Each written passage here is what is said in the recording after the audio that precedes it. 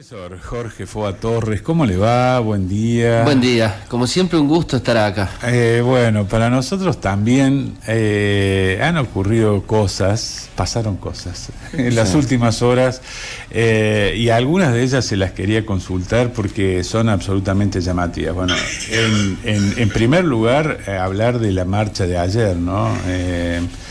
Donde se han juntado un montón de sectores que se sienten absolutamente perjudicados por la política oficial, desde los médicos del Garrahan, las familias que conviven con la discapacidad, gente del CONICET, los investigadores, los científicos, nuestros jubilados que van todos los miércoles. Ayer no hubo palos, había semejante cantidad de gente que podía provocar realmente un hecho lamentable si actuaban como actúan normalmente. Pero además de eso ocurrieron otras cuestiones para mirar políticamente hablando. Sí, me parece muy significativa la marcha de ayer y me parece muy significativo todo el proceso que se viene dando, porque efectivamente son sectores vulnerables, vulnerados, ¿no? Sectores de la sociedad que uno diría los más sensibles, ¿no? Yo ayer escuchaba a un médico del Garrahan que decía algo que me parece muy sintomático. Él decía: yo al menos quiero que nos dejen de atacar, ¿no? En los últimos días también surgió, a partir de los posteos del presidente, una defensa de este niño, Ian Moche, sí. En términos de decir, bueno, que al menos el presidente deje también de atacar a un niño con una cierta discapacidad. Totalmente. Entonces ahí yo creo que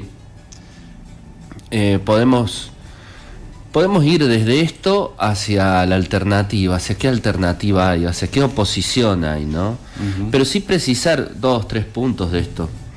Déjame a propósito de lo que vos decís, yo hablé con la mamá de Ian, invitándolos a hacer una nota en el diario. Vos decías que los médicos del Garrahan pedían por lo menos que no nos ataquen. Bueno, escuchá la voz de la mamá cuando le planteamos hacer una nota con el diario, tratar de acompañarlos, que pudieran decir lo que les pasaba, pero fíjate el estado en el que está esta familia. Escucha. Hola, ¿cómo estás? Buenas noches. Mira, nosotros por el momento no estamos dando entrevistas ni notas. Si querés hablar dentro de unos días, a ver si estamos mejor emocionalmente, lo vemos. Si estamos mejor emocionalmente, los destruyen. Bueno, ahí hay 2 temas que me parece importante tocar y que me parece que ahí lo charlemos. El segundo hay que darle otro estatuto ya. O sea, primero lo que se mostraba como una virtud del presidente siendo candidato y llegando a la presidencia, que era la sinceridad. El presidente no miente. Bueno, queden claro que no era sinceridad, era crueldad. Obviamente que uno no puede decir todo lo que se le cruza por la cabeza. La sociedad, la vida en la cultura, se trata de no decir cualquier cosa, ¿no? Uno desde un espacio de trabajo, un espacio de pareja, un espacio familiar, cualquier espacio social, digamos, donde uno vive, uno no puede decir lo que se le viene a la cabeza. Pues si decir lo que se te viene a la cabeza, no es que te quedas solo, sobre todo antes de eso ofendés al otro, ¿no? Haces sentir mal al otro, sos cruel con el otro. Entonces, no todo se dice, no todo debe decirse. Y pareciera que con este auge en su momento de las redes sociales, sobre todo de Twitter, es el lugar en donde podés ser sincero y decir cualquier cosa, ¿no? No, la incontinencia verbal oficial es realmente agresiva, abrumadora, y lleva a esta situación de gente que se quiere guardar para no seguir sufriendo los embates. Claro, porque ahí se han generado las condiciones para que eso pueda ocurrir, ¿no? Que es ir generando una banalidad de eso. Eso, bueno, se lo dice en Twitter. ¿Cuál es? No es tan grave. ¿Por qué no? Entonces se empieza a banalizar ese mal y se generan las condiciones para que de repente esto fluya. Se banaliza inclusive la estafa de Libra, porque se hace de manera virtual, es una cosa que no es... bueno, sí, como son miles de personas estafadas, claro, y miles de millones de dólares en el medio, como si no pasó en la vida real. Bueno. Y como si fuese un otro yo del presidente, el que está en las redes, y no él mismo siendo presidente hablando. Bueno, ¿no? ahora siendo presidente, aunque no va como presidente, se va a España a una reunión prácticamente de figuras del esoterismo. Sí, de la extrema derecha. No nos olvidemos de dónde vino López Rega, ¿no? Bueno, pero el segundo punto, que eso es una materia de investigación que se ha investigado muy poco, el origen esotérico del último... Exacto. Que además Perón vivía en España, ¿no? Sí. Con el auge del nacionalcatolicismo franquista. Bueno, pero el segundo punto que quería tocar era, bueno... Sí, yo lo saco, usted lo va y yo... No, y ahí si abrimos esa ventana española, que me encanta, no tenemos más. Pero el segundo punto es, bueno, no era sinceridad, era crueldad, no era el poder ilimitado de los celulares, como se lo hacía ver, tampoco. Me parece que hay otra cosa, ¿no? Que ya tenemos que empezar a darle nombre, que es un aparato represivo estatal. Que no tiene que ver solo con el gas pimienta y los palos. Es una parte. Hay un aparato represivo estatal en donde, digamos, el ariete principal son estas persecuciones en redes sociales, que a la gente le afectan la vida. Si te afectan la vida, no es una boludez. Si esta mujer no puede salir porque la acosan de tal manera en las redes sociales, porque te alteran tanto la vida. ¿Cuánta gente no tiene ganas de salir a hablar algo, de decir algo, ¿no? Porque no es solo un problema de que las redes sociales son así en Argentina. Hemos pasado a otra cuestión, que el Estado utiliza las redes sociales para la persecución ideológica de personas. Es otra cosa. Son dos cosas muy distintas. Una cosa es alguien que opina en una red social, y otra cosa son 50 tipos que les paga el Estado para que opinen sobre vos en una red social. Entonces ahí, cuidado, ¿no? Porque ahí hay un fascismo con otros medios en juego, ¿no? Bueno, obviamente que uno describe esto o analiza esto y decís... Bueno, no es tan difícil oponerse a todo esto, ¿no? Y sí, es difícil, Sergio. Es difícil. Porque cuando uno piensa, bueno, ¿qué alternativa hay frente a esto hoy en día? La verdad que se ve muy difícil, ¿no? Porque además también, y esto hay que reconocerlo, este aparato represivo estatal también persigue opositores políticos, ¿no? Entonces es difícil que alguien se pueda erigir frente a eso. Pero bueno, ahí me parece que en esta semana, bueno, Cristina Fernández anunció que va a ser candidata por la tercera sección electoral, candidata a legisladora provincial por la provincia de Buenos Aires, una sección que históricamente ha ganado el peronismo, de las pocas que repite que viene ganando en los últimos años en estas elecciones, o casi la única. Y bueno, la pregunta es, ¿eso qué ha generado en el electorado, ¿no? ¿Y qué va a generar? Me parece que esa es la gran incógnita. Eso va a generar que lo que venimos viendo en las anteriores elecciones, de mucha gente que no va a votar, que no se siente movilizada para incluso ir a votar a favor de este gobierno, si lo va a hacer en ese caso. Uno podría pensar, bueno, probablemente esa tercera sección tenga un caudal de asistencia de votantes más importante, habrá que verlo. También la pregunta es quién va a ser el rival. Desde el oficialismo se está hablando del Gordo Dan, que es este personaje Daniel Parisini, si no me equivoco el apellido, sí, que sería una especie de jefe de todo este aparato represivo estatal El gobierno de la Libertad Avanza.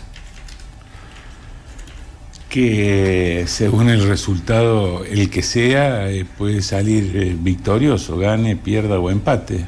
Uh-huh. Ante la figura de Cristina, si le va más o menos bien, lo que comentaba fuera de aire, bueno, es una victoria para él. Claro. Y ahí hay una trampa, ¿no? Estamos entrampados. Porque yo le escuchaba el lunes a Cristina, no sé si ustedes la escucharon también, estimo que sí. Pero claro, hay muchas referencias, lógicamente, al pasado, ¿no? Casi todas. A los gobiernos que fueron, y sobre todo a los dos gobiernos de ella, el gobierno de Néstor. Pero hay muy pocas referencias de futuro, ¿no? Muy poca construcción de futuro. Sería bueno, ¿cómo reinstalamos? O, bueno, en definitiva, un discurso vinculado a la nostalgia de lo que fue, que es válido, ¿no? Que uno podría decir, como me parece que mucha gente estaría de acuerdo, eso fue mejor de lo que hay, en un montón de aspectos, ¿no? Pero ¿alcanzará eso? ¿Alcanza eso? Mirar ¿Alcanza para atrás. Si alcanzará a mirar para atrás. Yo creo que hay que proponer hacia adelante, ¿no? Uh-huh. Algo nuevo, y no se ve en el horizonte. Uh-huh. Y la situación es muy grave, Sergio, ¿no? Más si la pensamos desde este punto de vista, que hay un aparato represivo que persigue a los ciudadanos a través de las redes sociales, estatal, para acallarlos, ¿no? Para amedrentarlos, para hacerlos hacer cosas que de otra manera no harían. Bueno, hubo un par de expresiones que me llamaron muchísimo la atención en medio de toda la situación que se vive. Una fue la de la señora de la televisión, Mirta Legrand, que se despachó en su programa con un nivel de audiencia todavía, si alguien mira televisión por los canales tradicionales, cuando dijo, ante la pregunta, venía criticando al gobierno, no encuentro a nadie que defienda a este gobierno, decía Mirta Legrand. Entonces un invitado, estaba Joaquín Furriel también, que sonrió mucho cuando la señora habló. Había un invitado afín al gobierno, le dice, ¿pero usted qué quiere, que vuelva Cristina? Y Mirta se lo piensa un minuto y dice, y sí. Y Furriel se sonríe y lo repite Legrand, dice, sí, ante lo que estamos viviendo, sí. Y después me llama también la atención lo que dijo un ministro de Macri, Pablo Belluto, que era el ministro de Cultura y Educación. No sé si lo escuchaste cuando hace la defensa del paca anterior. Uh-huh. Que dice, yo discutía con mis hijos. Creo que lo tengo. Yo discutía con mis hijos. El sesgo anti-sarmientino que tenía. Claro, esa era la discusión, pero dice, pero es una discusión bastante elevada. Ahora dice que eso sería, claro. Bueno, escuchá lo que dice, porque dice, tengo más coincidencia con el kirchnerismo que con Javier Milei, un ministro de Macri. Yo le criticaba al personaje Zamba, uno de los favoritos de mis hijos, vale decir, su sesgo antisarmientino. Y hoy, recordando esa discusión, esas discusiones ideológicas, yo sigo siendo sarmientino y Cristina dijo que ya no.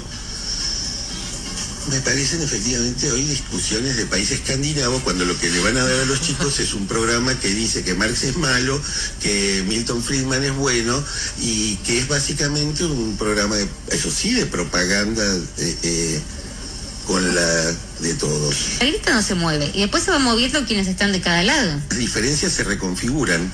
Yo creo que tengo menos diferencias con el kirchnerismo que las que tengo con Milei. Porque esas diferencias tienen que ver con, lo cual no me hace, quiero decir, grande, discrepo. No soy kirchnerista, no me hace kirchnerista. No ser anti-kirchnerista no te vuelve kirchnerista, porque la vida es más que los anti-algo y los que son ese algo de los cuales unos están anti. Digo, no, hay más cosas. Digo, se puede no ser kirchnerista. Puede haber, ¿sabes qué? Hasta cosas que del kirchnerismo, le voy a decir, que no te parezcan mal. O incluso peor, que te parezcan buenas, como la UH. Yo le criticaba al personaje Zamba, uno de los favoritos de mis hijos. Ahí vuelve, ¿eh? Vale decir. Ahí está. Bueno. Esos discursos, el de Legrand, el de Abelluto, me llamaron poderosamente la atención en esta semana. Lo tenía ahí para que lo charlásemos. Está yendo a un punto esto que está también, por otra parte, para ver una mirada positiva. Hay gente que se está replanteando si todo aquello que estaba tan mal, y si todo esto que está tan bien, está tan bien. Totalmente. Y ahí yo creo que la pregunta es, ¿de qué manera esto se puede traducir electoralmente? Y de qué manera yo lo escuchaba a Durán Barba también en la semana decir algo que me parece interesante, que es toda la gente que no está yendo a votar, que en la última elección en la Ciudad de Buenos Aires se vio, bueno, si se sentiría atraída por alguna de estas opciones, o sigue sin sentirse atraída por nada de eso, ¿no? Y me parece que ahí está la clave, en esa cantidad de gente que es muchísima. Yo creo también, de manera optimista, te diría que va a crecer, no sé si del lado de Cristina, que también tiene su interna ahí con los intendentes, con Axel Kicillof, etcétera, pero yo creo que casi necesariamente va a comenzar a crecer una alternativa. No creo que vivamos aún, y espero que nunca, en un país que tolere este tipo de prácticas que estamos viendo, ¿no? Nos propone Paloma, a ver qué te parece, si cerramos con Buscando un símbolo de paz de Charlie. Perfecto. Vamos con eso. ¿Vamos con eso? Dale nomás, Palo.